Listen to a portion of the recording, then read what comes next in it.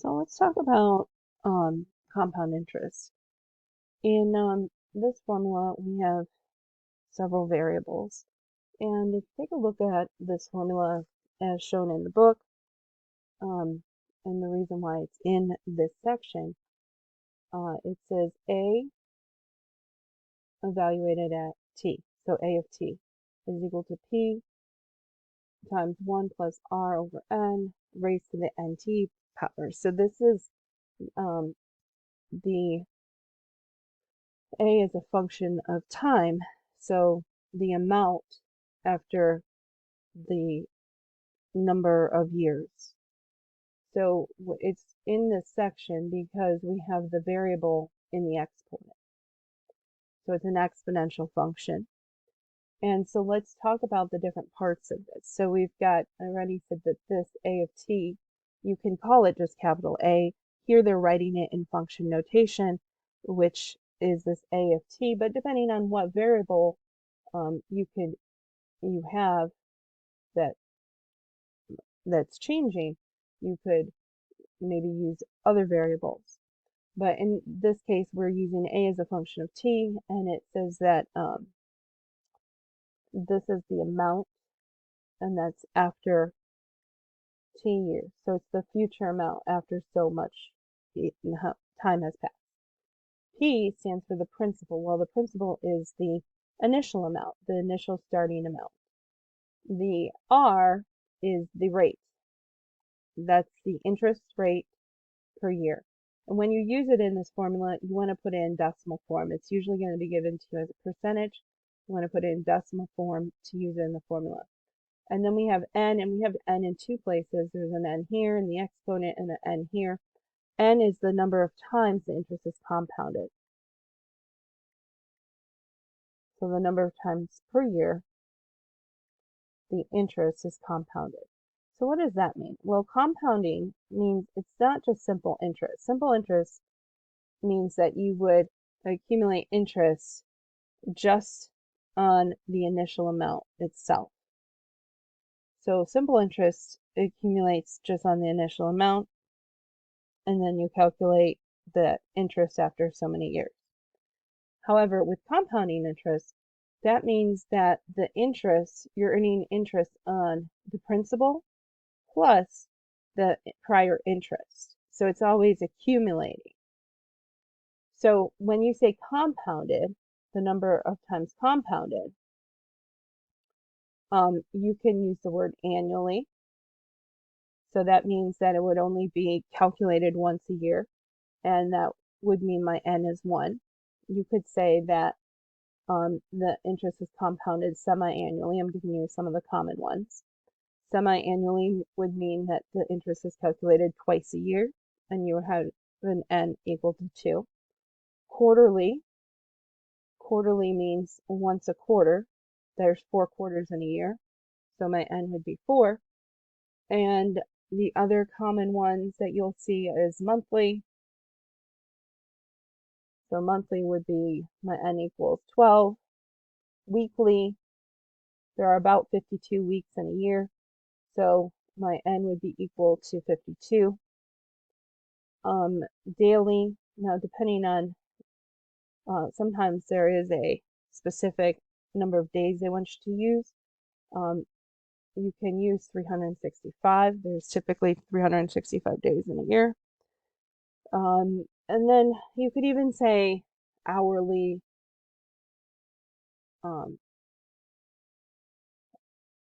every minute, and you'd have to calculate what those are.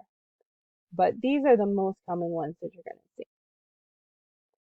And then our last variable that's listed here is t, and this is the time, and it's the number of years. So when we see a problem like this, it will say something like this.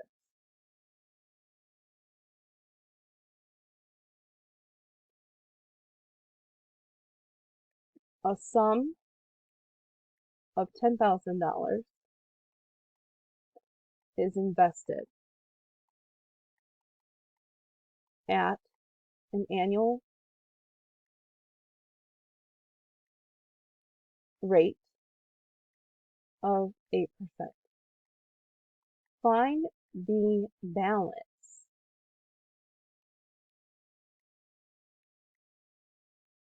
in the account after 5 years, subject to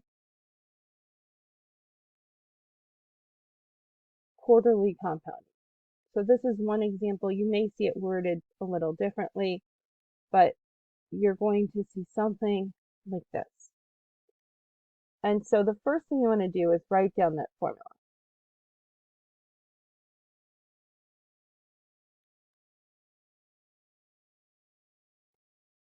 And then read through the problem so that you know what variables to plug in. So I'm going to highlight here a sum of 10,000. The 10,000 is what's invested. That is my principal. And what I like to do is write the variables off to the side. I have 5 of them, and kind of just label them as I'm reading through. So 10,000 will go here. And the units in the end, we're talking about money here. The future amount will be money, so dollars, but I'm not going to worry about the units necessarily when I'm just picking them out here. And then it's invested at an annual rate of 8%. The APR, or the annual percentage rate, the interest rate, that is an easier one to find because you usually see it with a percent sign. So like I said, 8%, but we can't use it as a percentage in the formula. We need to change it to a decimal. So what do? You drop the percent sign and move the decimal 2 places to the left. So I'm going to write this as 0.08. N, well, N is, it tells you find the balance in the account. So we are trying to find the balance. That actually is my future amount. So this is my question mark. That's what I'm looking for. In the account after 5 years, subject to quarterly compounding. So 5 years is the time, and quarterly compounding means that my N is equal to 4. So I'm going to plug all of that into my formula. And then I'll put this in the calculator. And I can put this in the calculator in one step, and I will show you how to do that. What you need to do is be very careful when entering it in, that you enter in what you see here.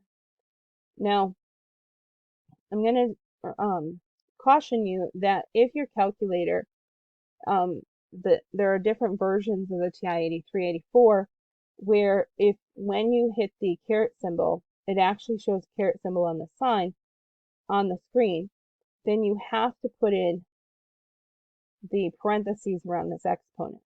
If it superscripts it, like you're going to see on when I demo it, then you don't have to put in those parentheses. But I like to just put in the parentheses because I just want to make sure that you do that depending on the model you have. So let me pull the calculator over. What I have on the screen here is exactly what I'm going to put in. And I'm going to do it all in one step. Because I have this large calculator and I have this large display, then it is simple to put in. And I don't have to do it piece by piece. Because doing it piece by piece and rounding in different parts can lead to errors. So it's better just to put it all in one step. So 10,000 times 1 plus 0.08. And as I'm doing this, I'm always looking at what is on the screen and making sure, because if I forget a 0 here, if I put the decimal in the wrong spot, if I forget the plus sign, it's all the little minor error like that will change the answer. Caret symbol, and then again, like I said, here's where you have to be careful. Make sure you surround it with parentheses, especially if your display doesn't superscript like this one. If you superscripts it, it knows it's the exponent. But if it shows the caret symbol, then it needs those parentheses. So this is what I get. And so when I get my answer, let me write this on the whiteboard.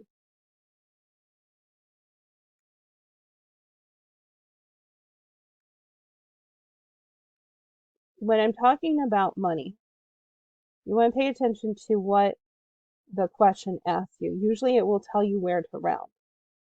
Common places to round with money are the nearest dollar, which would be here, or the nearest cent.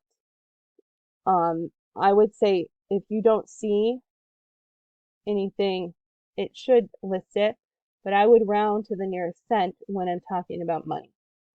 Nearest cent is 2 decimal places or the 100th place. So I look one over, one to the right of that number, and if it is less than 5, which it is, then I keep that digit the same. If it's 5 or more, I round this digit with the arrow up one. So this is my answer, $14,859 and 47 cents. So $10,000 will grow to that after 5 years if you have that interest rate. Now, like I was telling you, that N, the more times you compound, what will happen is that you will end up with a higher interest earning. So if I would change this, maybe the problem, instead of saying quarterly compounding, it said monthly compounding. So I'm going to change the 4 to 12 and hit enter, and see there's a big growth here. And what if it had said instead of monthly compounding, so just keeping everything the same, 5 years, 10,000, and notice there's a difference of, what is this, about almost $40 more just from the compounding period. So what about if we did 365 days? So, and how am I getting this on the display, by the way? I'm hitting second, and then at the bottom of the calculator, I'm hitting enter, and it will pull down the previous entry so I don't have to retype it. And then I'm just left arrowing over. I can hit second, insert, and type in the number I want. So, and I'm just trying to do this so that we can see the difference between the compounding periods. So now we've still got growth, not as much.